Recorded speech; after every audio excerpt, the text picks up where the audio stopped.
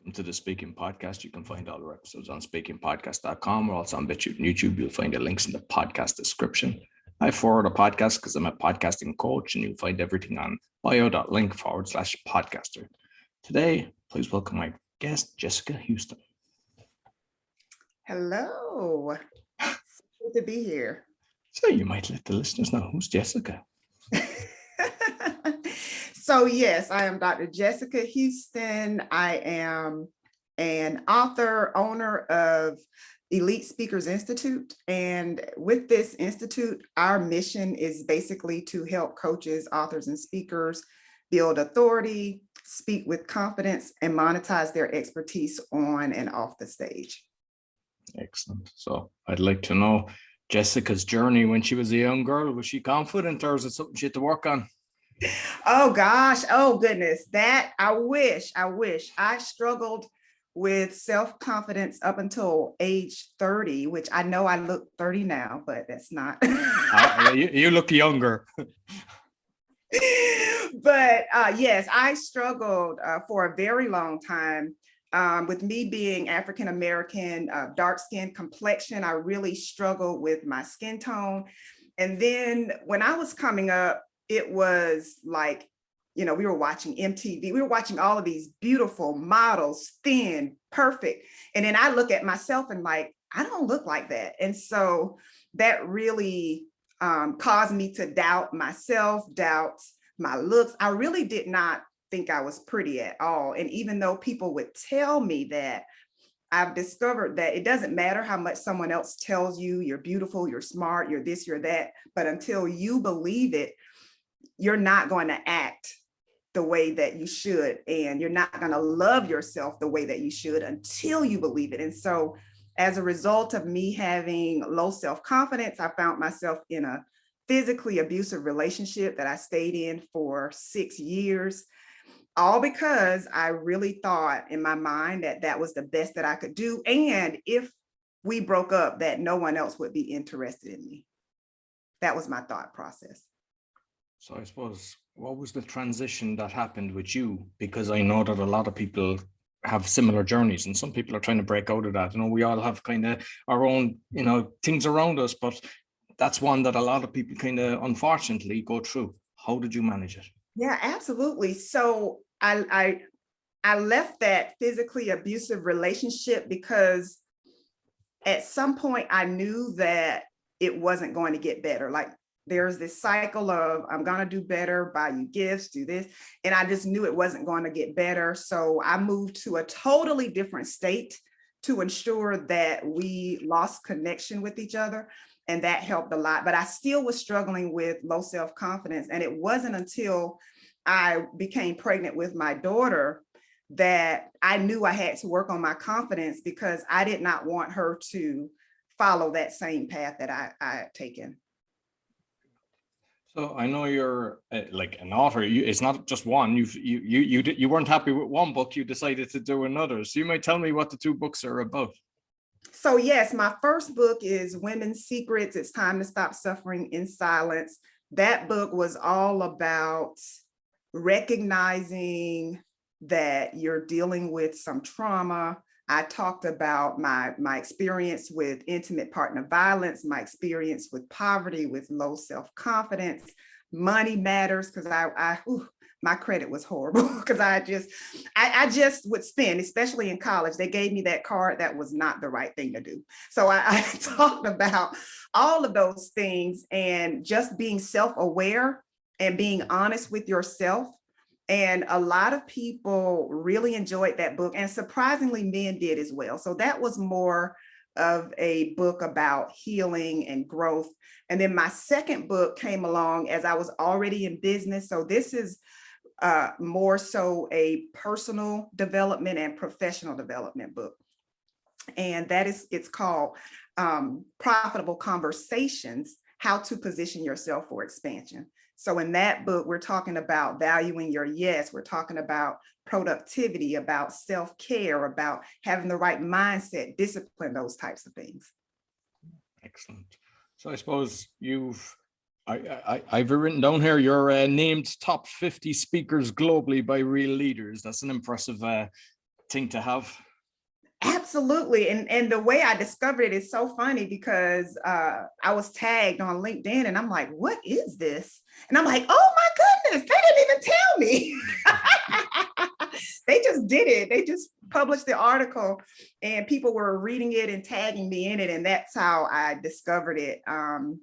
But yes, it was such an honor to receive that award. Brilliant. So I know now that you like do keynotes, you're a paid speaker. So how did you get into that journey? Did you start doing a lot of free work first? What was your kind of journey to becoming a paid speaker? Yes. So writing the book, I thought I was just writing a book. I thought I was writing a book. So I was reading all these things about writing a book. And then it kept coming up like, it's not just a book. You have to build a platform. You really should form it into a business.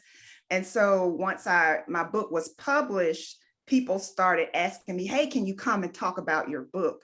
And being an introvert, being shy, I was like, oh my goodness, like I already struggled with putting my personal information out there in this book. Now you want me to actually stand up and talk about it.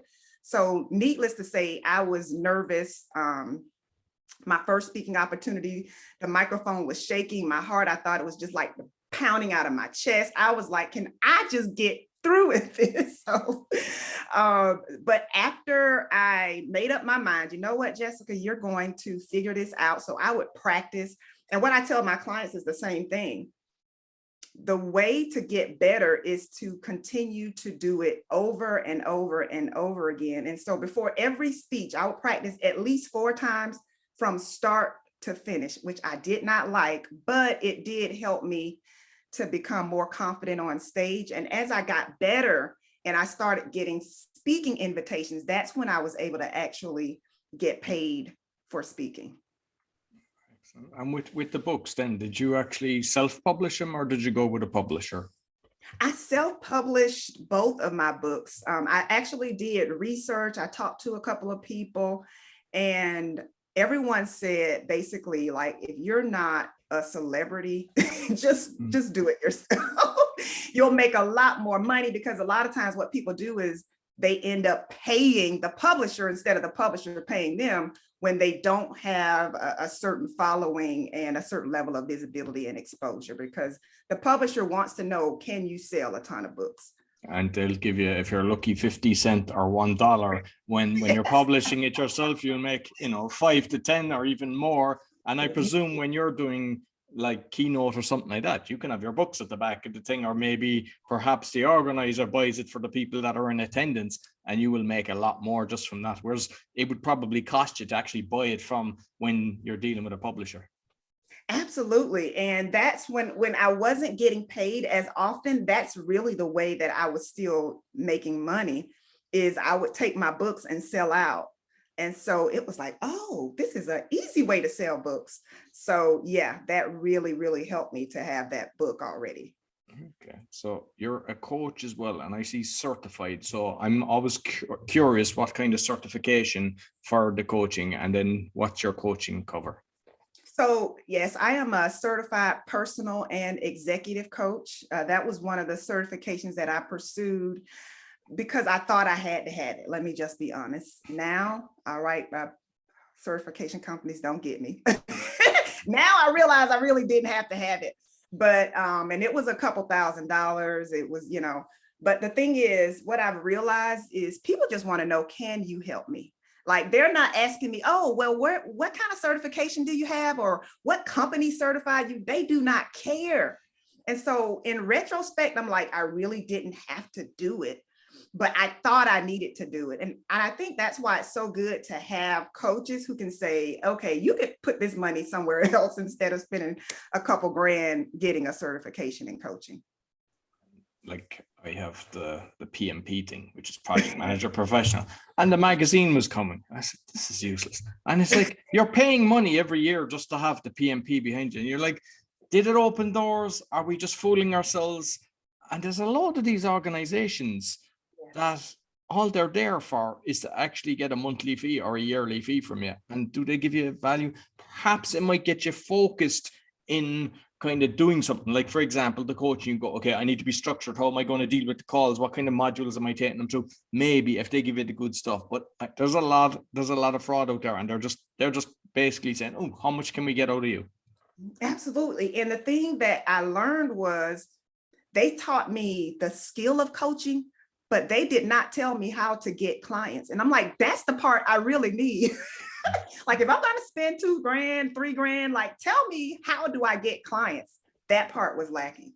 Yeah. And because I've done, I mean, I have 5 podcasts now, but I've done 3, and I said I'll do a course just to up my game, because I had got all the other 3 into number 1 in the charts when I done a launch, and I followed their system.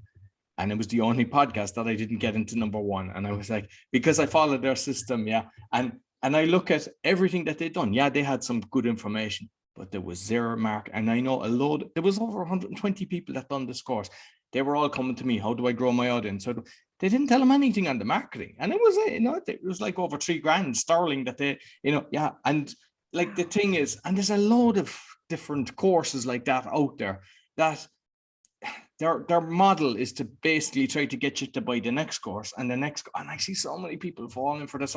There's people going out, they're writing books, they're putting you into a book that you're part of a book, and we're going to be a bestseller, and they're charging $3,000 or $3,500, and they get zero. They get zero from being in that book. And I just cringe when I look at it. And then, like, they're so proud promoting it, going, oh, look at us, we're making that person rich. And there's a load of different groups doing that kind of stuff as well. And it's like, nah, you buyer beware. That's the way I say it. Absolutely. Absolutely. And I think, again, it goes back to having a coach who can tell you this, because when you're just starting out, you're just so eager. You're like, I want to get there. I want to get to where this person is. And they think it's going to happen overnight, but it's not. And I would rather someone tell me the truth than feed me what I want to hear. And then I'm out of thousands of dollars and still in the same spot, which I've gone through that as well. I'm going to ask you a kind of personal question now, because I've been helping a lot of people, and I'm just setting up for the coaching with the podcasting, because 4 of the podcasts have been in the top 0.5%. So they're doing well. But the amount of people that reach out just trying to get me to help them, and I was helping a few and took them through, but it's like, because people kind of know what you're doing, they kind of expect it to be free. And just wondering, is the same with you?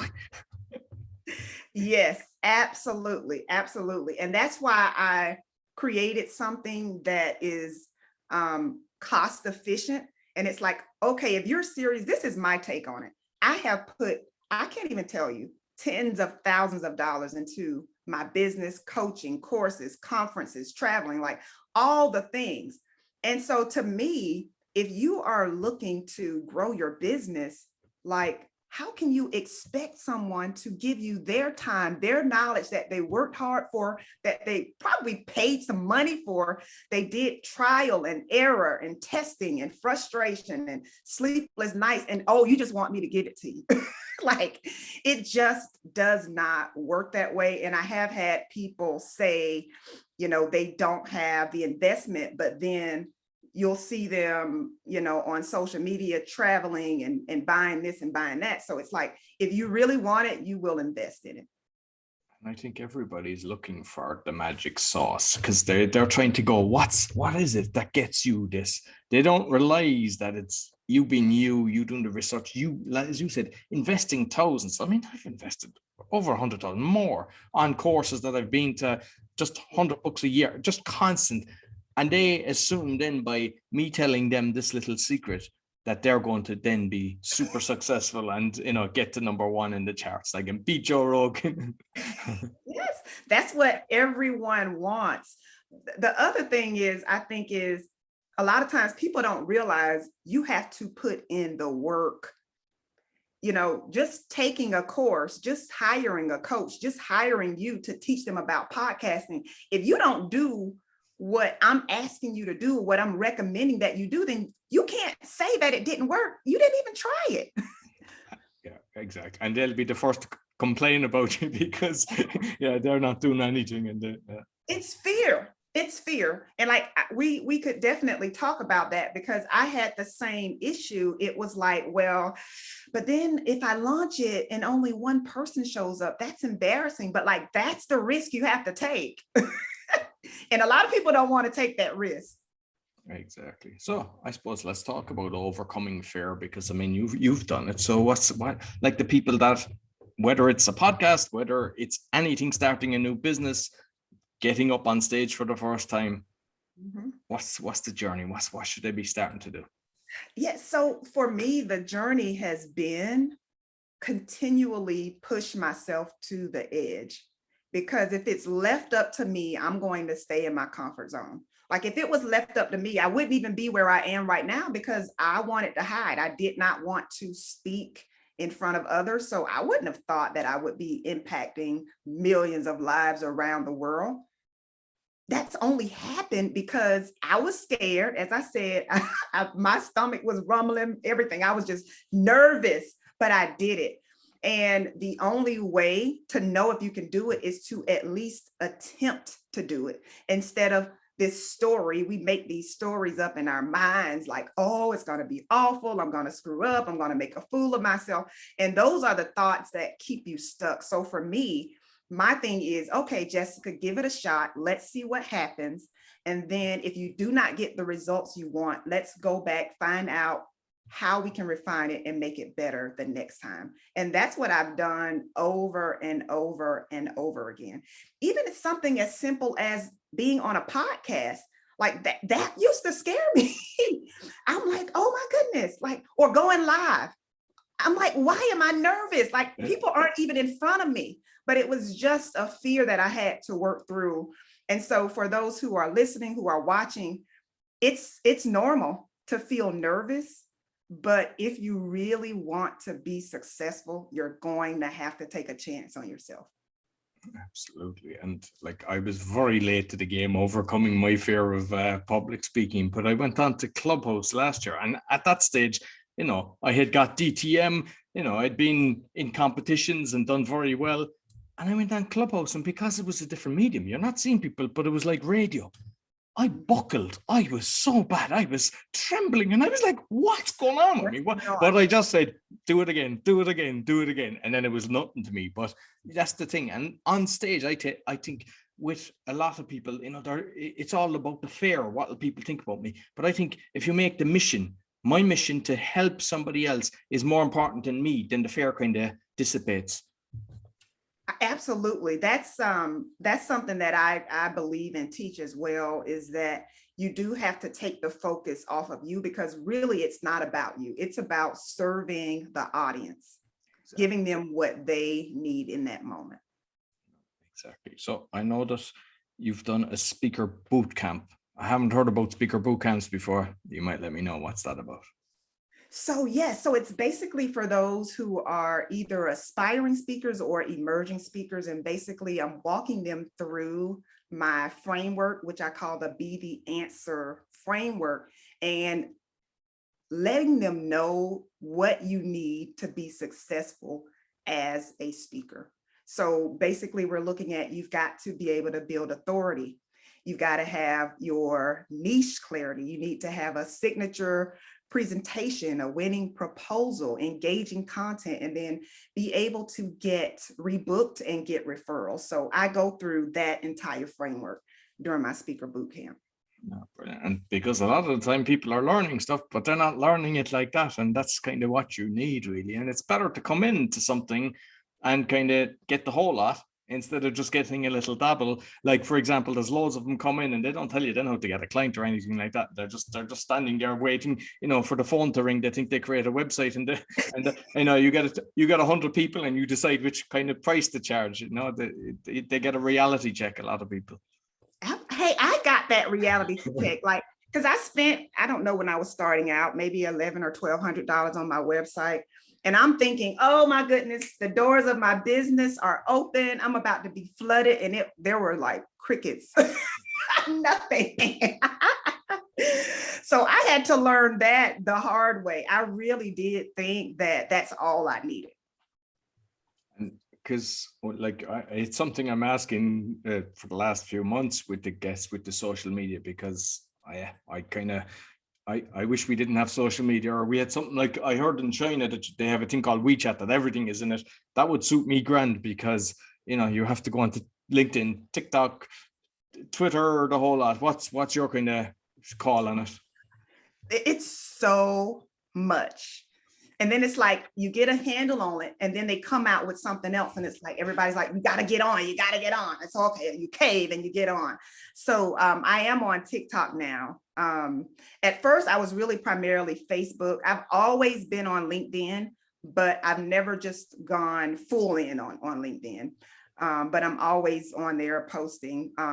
But primarily I'm on YouTube, where I have a lot of videos on YouTube. And the other thing is, I've discovered that I can post pretty much the same thing, just kind of shift it up different days and make sure that it's applied to that particular platform. So I'm on, of course, Instagram, Facebook. I'm on most of them. And a lot of times I don't even use it, like Clubhouse. I went on a couple of times, but I don't know. I didn't get it. So, but I have my name on there.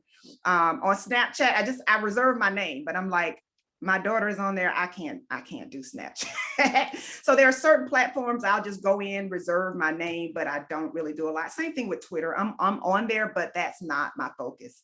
So a lot of times it's good. I mean, I do recommend having a primary platform, but I also think it's good to go in, reserve your name. If you've got something that you can just kind of post and just be present on there, even though you're not actively engaging, it helps when you're launching something to be able to reach different people on different platforms. What's funny is that nobody says I love social media. We all kind of go, and like you mentioned, the Snapchat. I just do that for connecting with my family. My daughter and my parents, and we just do it. We do silly things. I don't do it for business.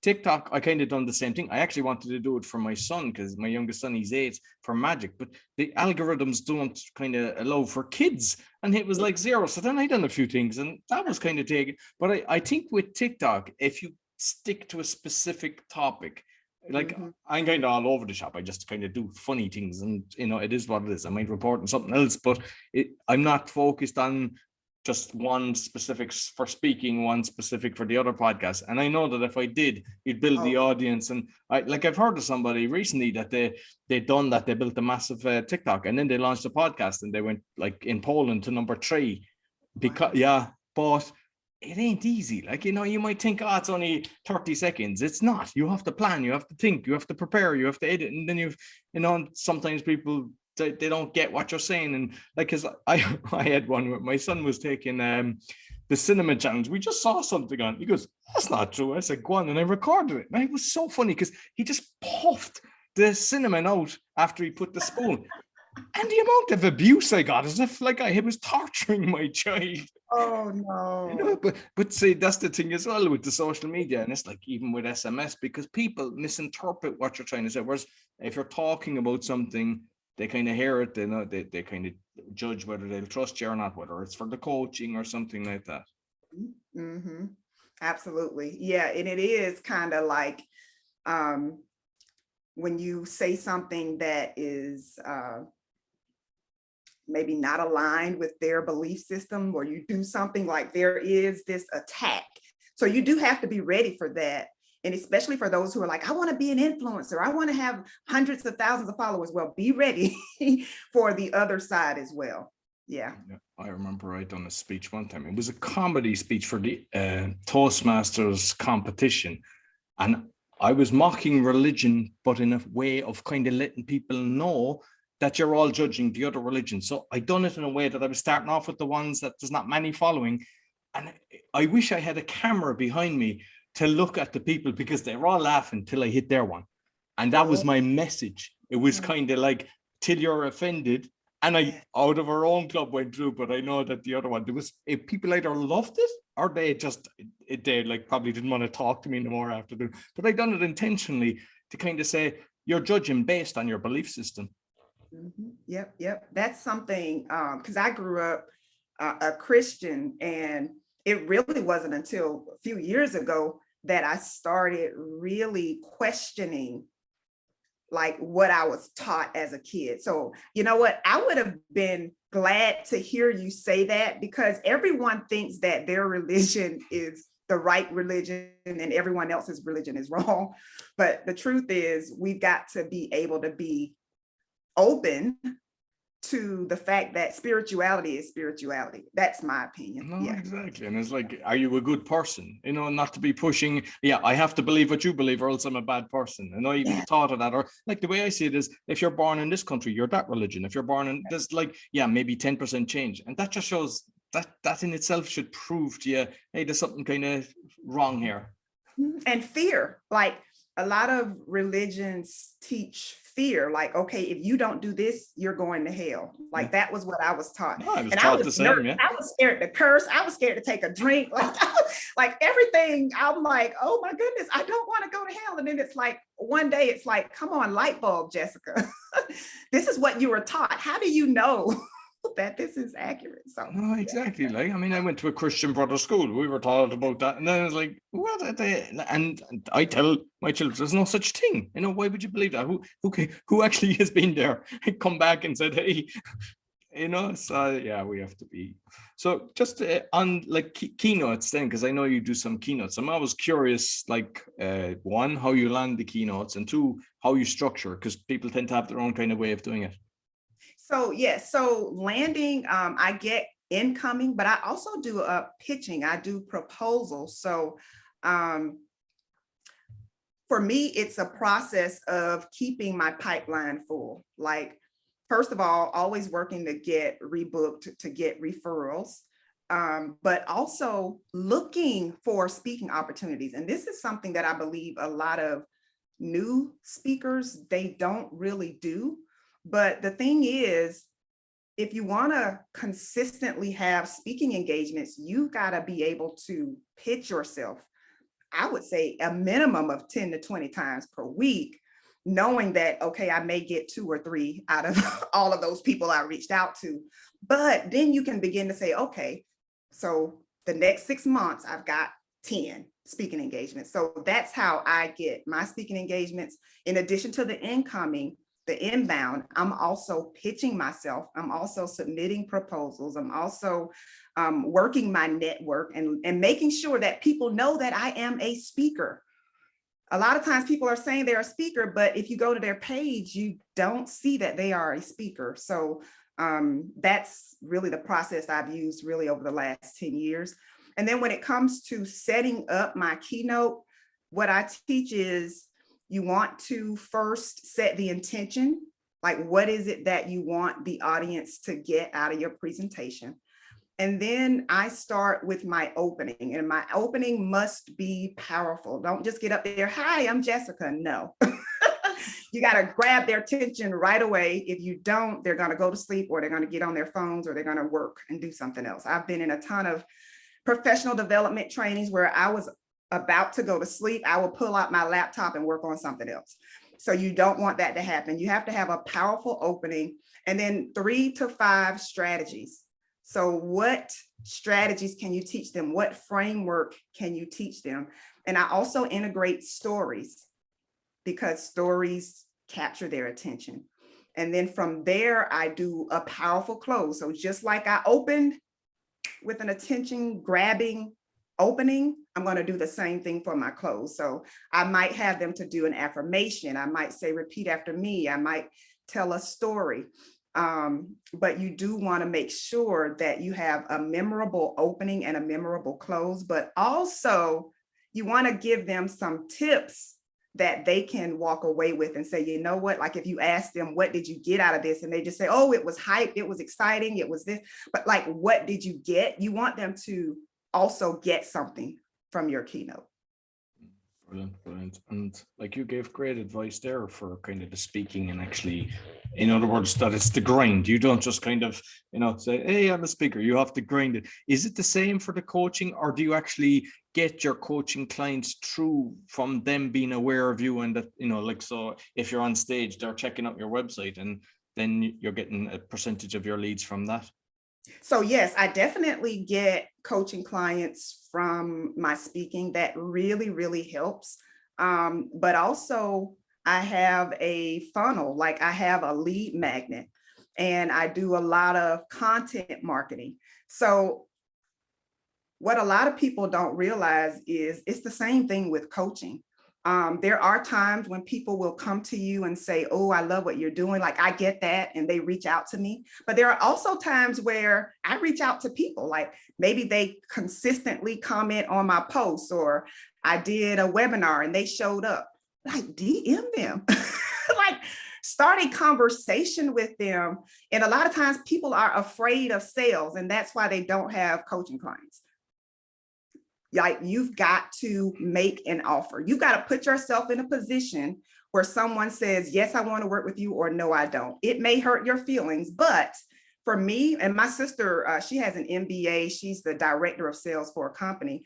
And she always tells me, she says, you know what? I always want them to tell me yes or no. When they say no, I move on. But until they say no, I'm going to keep reaching out to them. And so I use that same practice in my business until they're like, okay, please leave me alone. I'm not interested. Never reach out to me again. Okay, thank you. Have a great day.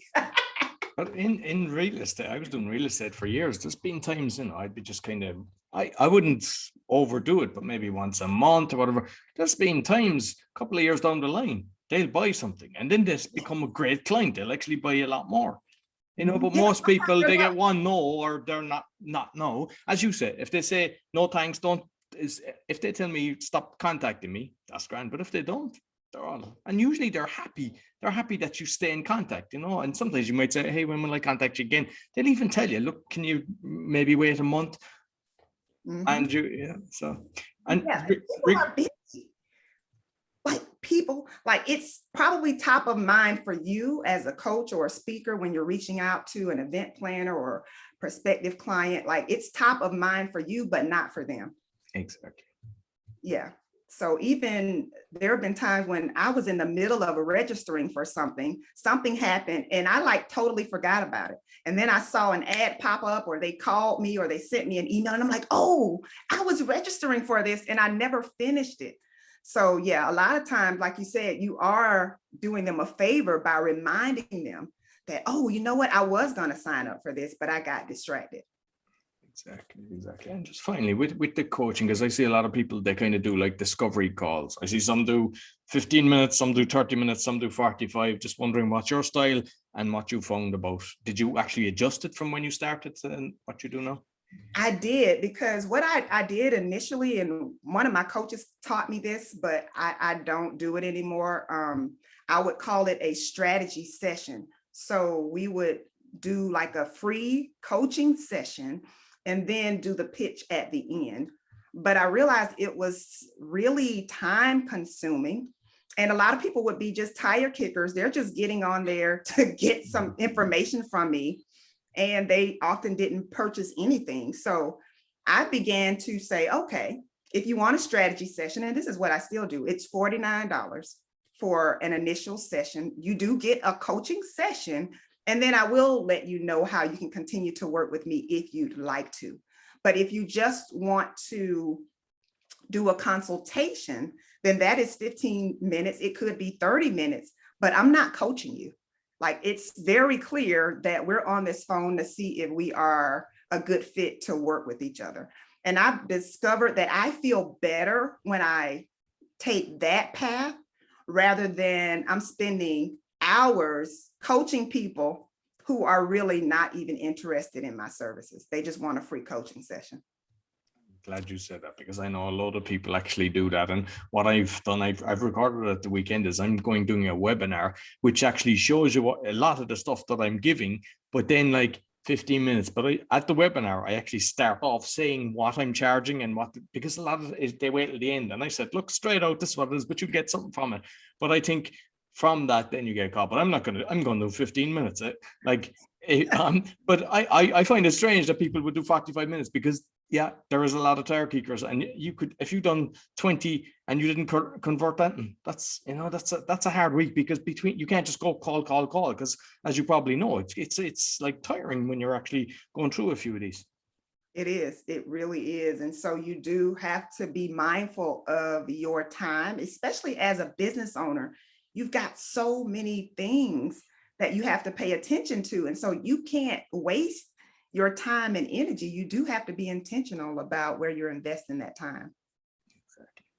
Listen, Jessica, loved your tips today. So you might let people know how can they get in contact with you. So yes, they can go to my website at expectingvictory.com. I'm also again on Instagram at Dr. Jess Houston, and then my YouTube channel, I have over 100 videos, and that is Dr. Jessica Houston. So I hope to hear from you. Brilliant. And I'll make sure I put it on both the audio and the videos. Thank you very much, Jessica. Thank you for having me. That's all for the Speaking Podcast. You'll find all our episodes on speakingpodcast.com. As mentioned, we're on BitChute and YouTube. Be sure to give us a thumbs up, 5-star rating, and subscribe. Really helps. Until next week, take care.